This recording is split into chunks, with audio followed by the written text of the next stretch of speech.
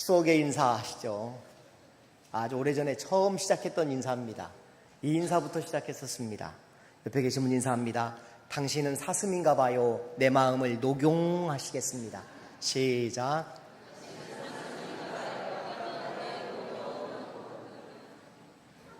가슴에 손을 얹고 함께 고백하시죠. 하나님은 우리의 예배를 기뻐하심을 믿습니다. 하나님은 우리의 예배 가운데 임재하심을 믿습니다.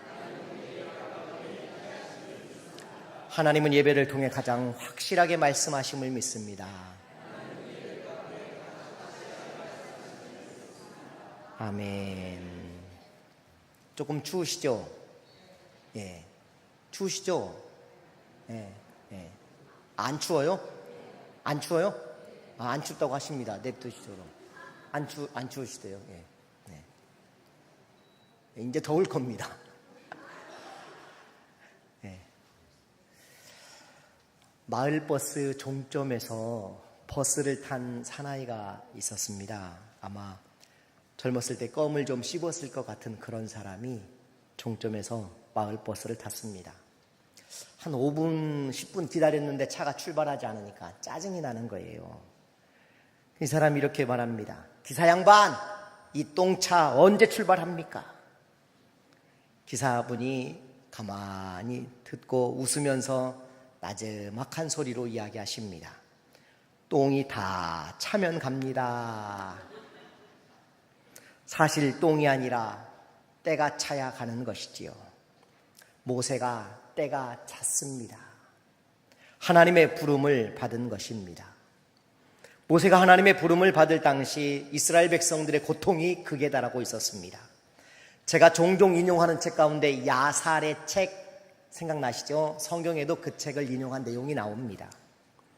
당시 바로의 포악함을 언급한 내용이 야살의 책 77장에 나옵니다. 이스라엘 백성들이 벽돌의 목표량을 채우지 못할 때 바로가 하루는 어린 아이들이라도 대신해서 그 벽돌의 자리를 채워 넣으라고 명령을 내립니다. 벽돌이 채워지지 않으면 결국 어린 생명들을 데려다가 그 벽돌 사이에 끼워 넣고 아이들을 죽였다고 합니다. 이때 죽인 숫자가 무려 270명이라고 야살의 책에 기록되어져 있습니다. 그리고 이 야살의 책에는 무척 흥미로운 모세의 지팡이에 관한 이야기도 등장합니다. 하나님이 천지와 만물을 창조하실 때 모세가 썼던 바로 그 지팡이를 사용했다고 전해집니다. 그리고 에덴 동산에서 아담을 쫓아내셨을 때에 이 지팡이를 아담이 들고 나가서 그 지팡이로 땅을 갈았다라고 전합니다. 그 지팡이는 노아가 물려받고 그리고 아브라함의 손에 이르게 됩니다. 그리고 아들 이삭에게 이어지며 또 야곱이 밧단 아람으로 도망갈 때에 그 지팡이를 들고 갔다는 것입니다. 그리고 이것을 들고 다시 요셉에 있는 애굽으로 내려갈 때에 애굽에서 그 지팡이를 요셉에게 주었다는 겁니다. 그런데 요셉이 죽은 후에 이집트 귀족들이 요셉의 집을 방문했고 이때 방문한 사람이 또 한 사람 있었는데 그가 바로 미디안 사람 모세의 장인 이드로였다는 것입니다. 그런데 이드로가 그 지팡이를 얻어갑니다. 그리고 이집트를 나와서 그가 미디안 땅에 거하면서 자기 동산에다가 그 지팡이를 심었다고 합니다. 그런데 사람들이 와서 이미 죽어버린 나무인데 지팡이를 심어놓은 걸 보고 이 사람 저 사람 만져보기도 하고 빼보려고 하는데 아무도 그 지팡이를 빼지 못했다고 합니다. 그러던 어느 날 모세가 이드로에 있던 그 동산에 지팡이를 뽑았는데 전혀 힘없이 그 지팡이가 빠져나오더라는 것입니다. 결국 모세에게 이드로는 그의 딸 십보라를 아내로 주었다라는 이야기가 전설같이 야살의 책에 기록되어져 있는 모세의 지팡이에 관한 이야기입니다. 재미있게도 이 모세의 지팡이에는 미슈나에도 전해지고 있습니다. 미슈나에도 모세의 지팡이가 언급되고 있는데, 모세의 지팡이는 하나님께서 6째 날에 창조하신 창조물이라고 기록되어져 있습니다. 그래서일까요? 사람들이 모세의 무덤을 찾아다녔던 것 같습니다. 어쩌면 이 지팡이의 신비함 때문이 아닐까라는 생각이 듭니다. 그래서 신명기 34장에는 모세의 무덤이 어디 있는지 아는 사람이 전혀 없다고 기록되어져 있습니다. 천만 다행이지요. 본문은 하나님께서 모세를 부르는 장면입니다. 이 신비한 그리고 지팡이가 등장합니다. 어느 신학자는 이 지팡이의 등장을 까메오의 출현이라고 재미있는 표현을 썼습니다. 그런데 모세는 출애굽기 3장과 4장에 걸쳐서 무려 5번이나 하나님이 부르실 때 네가 가야 한다라고 말할 때 하나님 보낼 만한 자를 보내소서 하고 무려 5번이나 거절을 한 내용이 기록되어져 있습니다.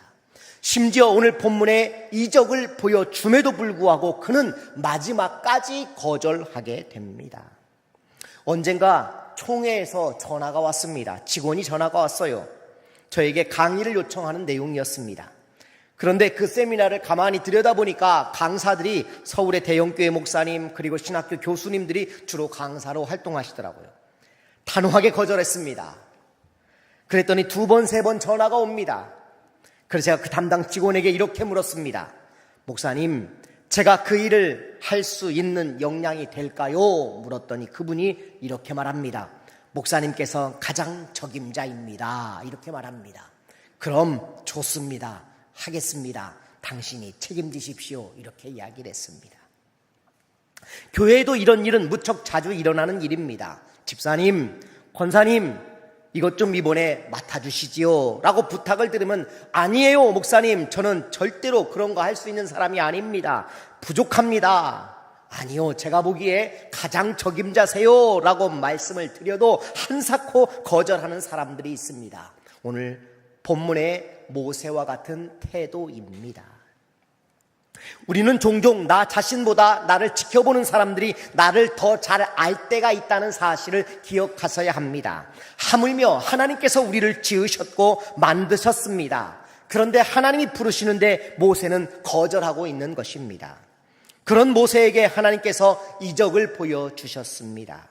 그리고 이 지팡이를 중심으로 오늘 한번 살펴보며 은혜를 나눠보려고 합니다. 할 이야기가 많지요. 손을 넣은 것부터 그리고 또 뭐 피가 된 거 다 이야기할 수 있지만 지팡이 이야기만 한번 오늘 해보려고 합니다. 먼저 우리 손에 있는 것으로 일하시는 하나님이라는 사실을 우리가 기억하며 사셔야 한다는 겁니다. 모세는 우리가 아시는 바와 같이 처가살이한 사람입니다. 그에게는 재산이 없습니다. 모두가 장인의 집에 얹혀 살았기 때문입니다. 그가 애굽으로 갈 때에도 양이나 소를 몰고 가지 않았습니다. 겨우 나귀에 가족을 태우고 가는 것이 전부였습니다. 그의 유일한 재산이라 하면 딱 하나입니다. 바로 지팡이, 손에 들린 지팡이입니다. 그래서일까요? 하나님께서 그에게 이렇게 물으십니다. 본문 2절 같이 읽어보시죠. 시작.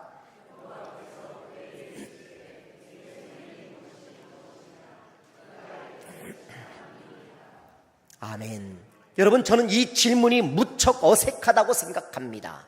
왜냐하면 모세는 지금 이스라엘 백성들을 인도하러 가는 것입니다. 엄청나게 큰 일을 하러 가는 사람에게 하나님이 뭐라고 묻습니까? 네 손에 있는 것이 무엇이냐라고 묻습니다. 적어도 이렇게 큰 일을 하러 가는 모세에게 하나님은 이렇게 물어야 할 것 같습니다. 모세야, 지금 너의 손에 필요한 것이 무엇이냐라고 물어야 하지 않을까요?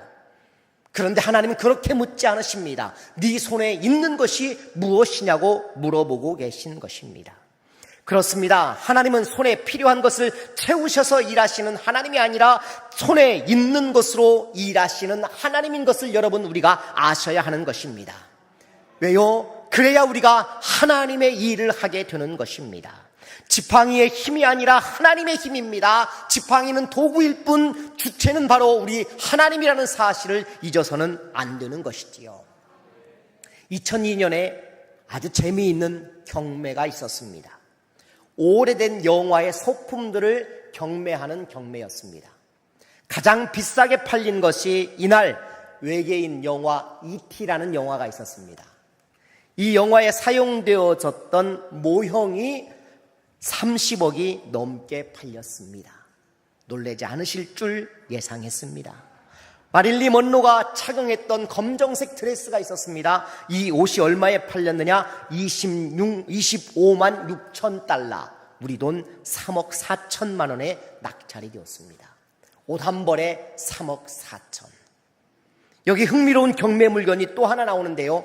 여러분, 우리가 아주 오래된 모세 일대기를 다룬 영화 10개라는 영화를 아실 것입니다. 저도 어린 시절에 여러분 이 영화를 무척 재미있게 봤던 기억이 있습니다. 여러분도 보셨죠? 예. 찰스 헤스톤이라는 분이 모세로 등장한 영화입니다. 1956년 영화인데 이 영화에는 모세가 지팡이 하나를 들고 나타납니다. 이 지팡이가 경매에 나왔습니다. 지팡이 가격이 44만 8천 달러에 낙찰이 되었습니다. 약 6억 1천만 원, 마릴리 먼로가 입었던 검정색 드레스의 2배 정도 되는 비용으로 판매가 되었습니다. 영화에 나온 지팡이도 위력이 어마어마합니다. 그런데 모세의 지팡이의 위력은 어떨까요? 하나님이 지팡이를 던지라고 말씀하십니다. 뱀이 되었습니다. 얼마나 놀랐을까요? 4절 한번 같이 보시죠. 시작.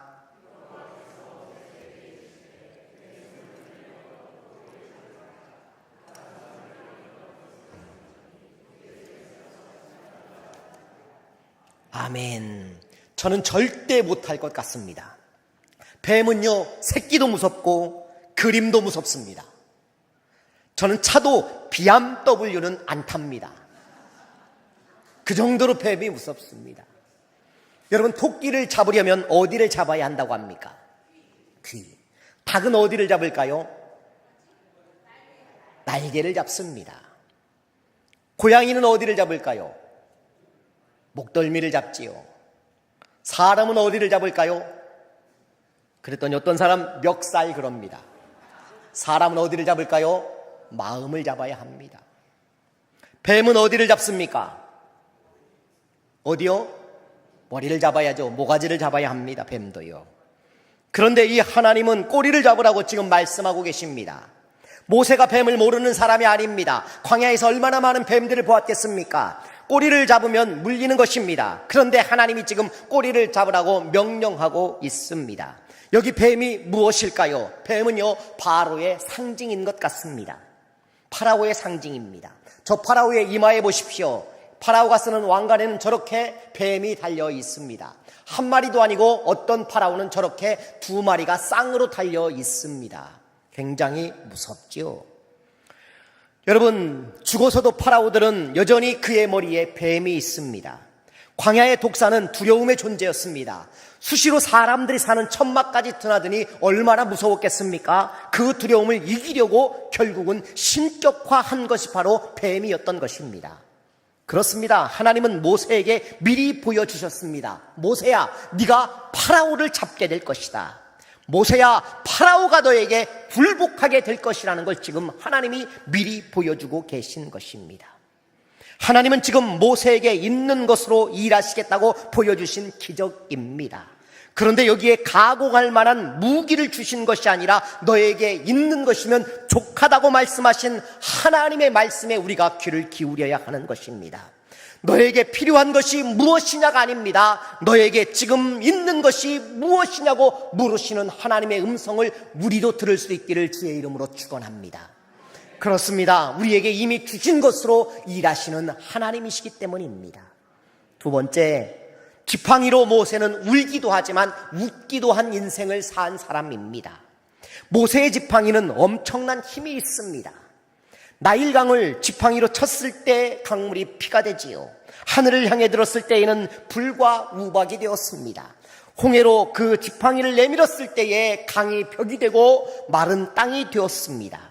지팡이를 손에 쥐고 기도했을 때 아말렉과의 전쟁에서 대승을 거둘 수 있었습니다. 모세가 그 지팡이를 사용할 때마다 놀랍게도 엄청난 기적이 일어나고 있었던 것입니다. 그런데 그는 이 지팡이 때문에 울기도 합니다. 민수기 20장 11절 12절 같이 읽어봅니다. 시작.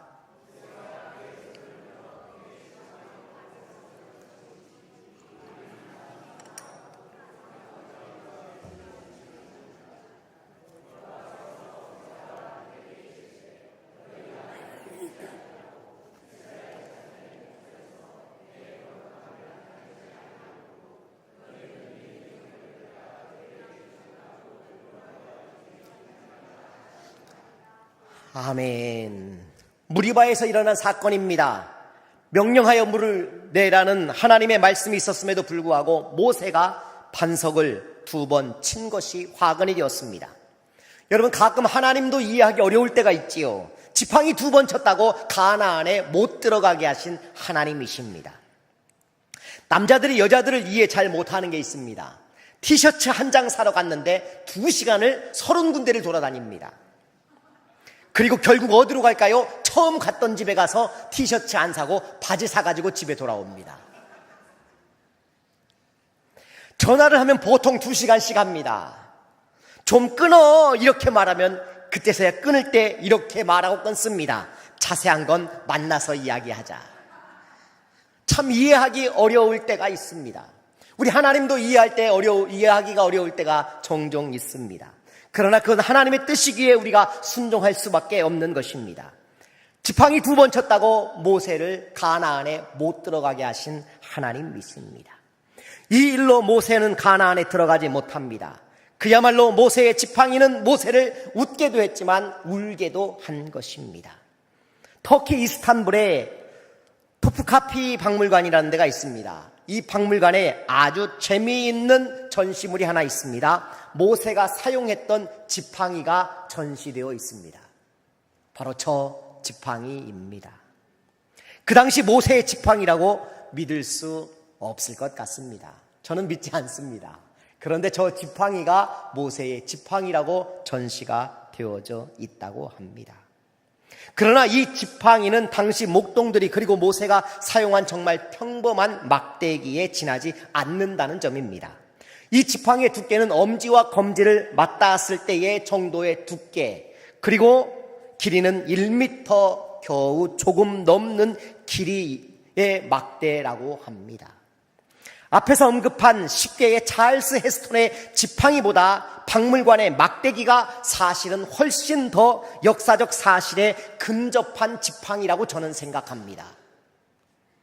영화에서 지팡이가 너무 우리 머릿속에 크게 이미지로 박혀 있기 때문에 산신령 같은 지팡이로 우리는 생각을 합니다. 그러나 실제로 모세가 지난 40년 동안 보냈던 미디안 광야는 큰 나무를 찾아보기가 어려운 곳입니다. 황량한 광야입니다. 본문에 지팡이로 번역되어 있는 히브리어가 마테라는 단어로 막대를 상징하는 단어가 바로 지팡이라고 번역되어 있습니다. 시편 23편 4절에 이런 본문이 있죠. 같이 읽어보시죠. 시작.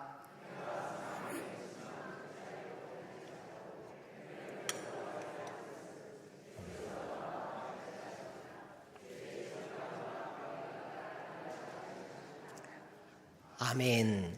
여기 지팡이가 등장하고 막대기가 등장합니다. 서로 각기 다름을 이야기하고 있습니다. 지팡이는 슈부트카라는 단어를 쓰고 있고 막대기는 뮤시엔테카라는 단어를 사용하고 있습니다. 이 두 개의 나무에도 용도가 각기 달랐습니다. 목자들이 들고 다니는 나무들 가운데 지팡이는 들짐승들의 공격을 당할 때 공격용으로 사용되어졌습니다. 막대기는 양들을 모으고 인도하는 용도였다고 기록되어져 있습니다. 굉장히 은혜롭지 않습니까? 모세가 들었던 지팡이는 공격용 지팡이가 아니었던 것입니다. 그 히브리 원어에 나와 있는 마테는 바로 보잘것없는 막대기에 지나지 않는 인도용, 이려 가자 할 때 하는 그 용도로 사용한 지팡이가 바로 모세의 지팡이였던 것입니다. 본문 2절의 지팡이를 영어 성경도 각기 다르게 번역하고 있었습니다. NIV 뉴 인터내셔널 버전에서는요, 스태프라고 번역하고 있습니다. 스태프라는 단어가 이렇게 지팡이로도 사용되고 있습니다.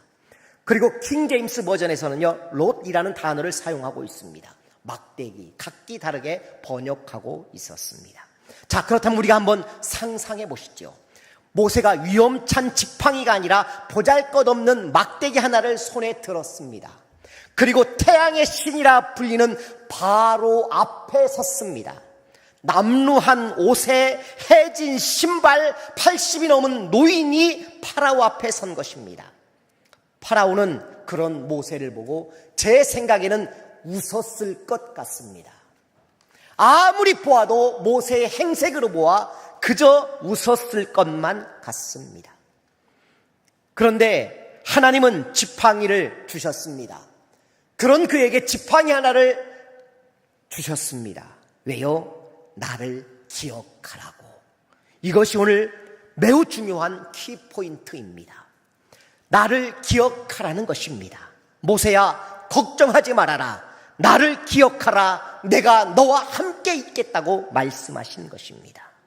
만약에 모세가 산신령 같은 위험찬 지팡이와 그리고 위험찬 목소리로 영화처럼 도포자락 휘날리며 옷을 입고 바로하게 섰다면 그거 좀 해볼만 한 그림이 될 것 같습니다.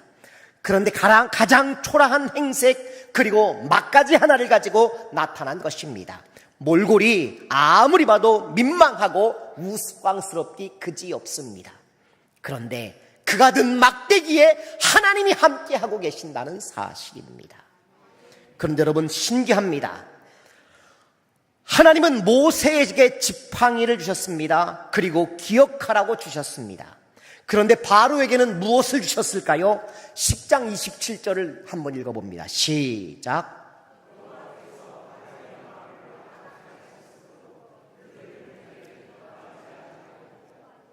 아멘.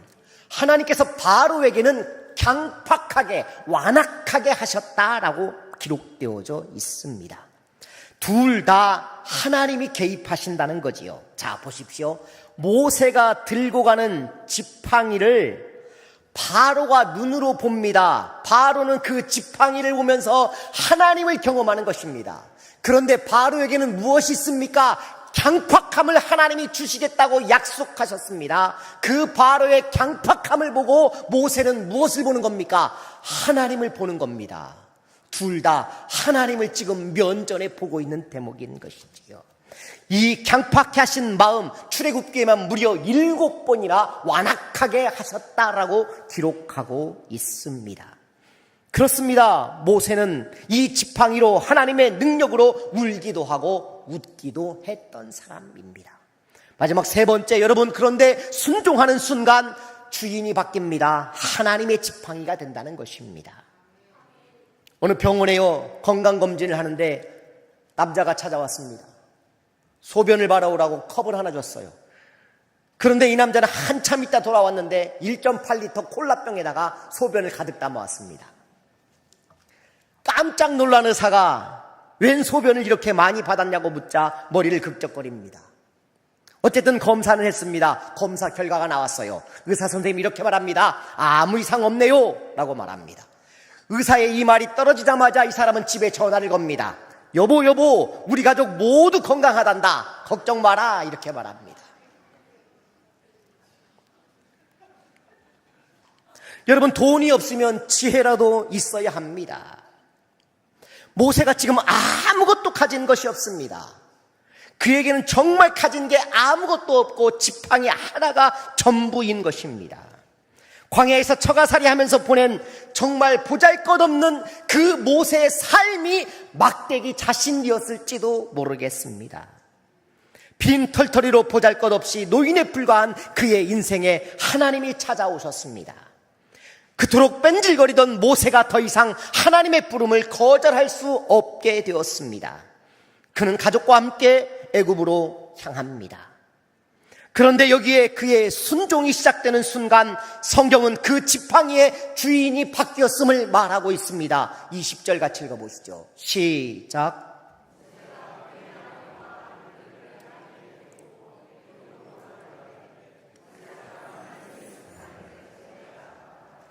아멘. 분명히 이 지팡이는 모세의 지팡이였습니다. 그런데 성경은 뭐라고 말합니까? 그가 순종하며 애굽으로 이제 내려가서 이스라엘 백성들을 구하려고 마음 먹고 가는 그 길에서 이 지팡이를 손에 잡고 갔는데 하나님의 지팡이라고 성경은 말하고 있습니다. 이것이 바로 우리가 순종해야 할 이유가 아니겠습니까? 네 손에 무엇이 있냐라고 하나님 여전히 우리에게 물어보지 않을까요? 주님, 저는 좀 돈이 있습니다. 주님, 저는 재주가 좀 있는데요. 주님, 저는 말을 잘하는 것 같습니다.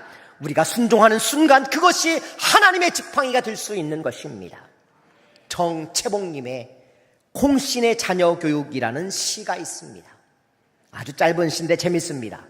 광야로 보낸 자식은 콩나무가 되고 온실로 들여보낸 자식은 콩나물이 되었고, 광야 속의 콩은 콩나무가 되지만 온실 속의 콩은 콩나물밖에 되지 못합니다. 아브라함과 야곱과 요셉과 다윗, 세례 요한, 엘리야, 여러분 성경에 나오는 수많은 인물들을 들여다보십시오. 그들은 모두가 다 공통점이 있습니다. 광야로 보내졌다는 사실입니다. 광야가 그들의 훈련소였습니다. 하나님 아니면 살 수 없는 방법을 광야에서 배우며 그분의 음성을 들었습니다. 사람은 자식을 색동옷으로 사랑하며 보여주지만 하나님은 그 색동옷을 벗기시고 광야로 보내시는 하나님이라는 사실을 우리가 기억하셔야 합니다. 야곱을 보십시오. 편애로 색동옷을 입은 요셉을 죽음의 구덩이에 빠지게 만들었습니다. 그러나 광야를 통과한 요셉은 애굽의 총리 대신이 되어 애굽도 구하고 이스라엘도 구한 사람이 되었습니다. 하나님은 당신이 귀한 사람을 광야로 보내서 쓰시는 것입니다. 버려야 할 부정적인 자아와 교만이 무엇인지, 나를 부르신 하나님의 뜻이 무엇인지, 하나님을 만나는 시간이 바로 광야의 시간인 것을 우리가 알아야 하는 것이죠. 그래서 광야는 은혜입니다. 광야를 지나야 가나안도 있고 하나님의 은혜도 보이는 것이지요. 그리고 그 광야에서 하나님을 발견하고 하나님의 사람으로 순종하는 순간 하나님의 지팡이를 우리도 손에 쥐게 되는 것입니다. 사랑하는 성도 여러분, 우리는 하나님 앞에 여전히 주님 이것 좀 채워주세요, 주님 저것도 좀 주셨으면 합니다, 하나님 왜 나는 물질을 주지 않으시는 건가요? 라고 늘 부족함을 하나님께 말하며 토로하지만 하나님은 우리에게 여전히 물으십니다. 암울한 역사의 현실 앞에 우리에게 여전히 말씀하십니다. 네 손에 있는 것이 무엇이냐고 물으시는 하나님이십니다. 이 말씀은 나 여기에 있다, 염려하지 말아라, 날 기억하라, 네 손에 있는 것 그것이면 족하다, 그렇습니다.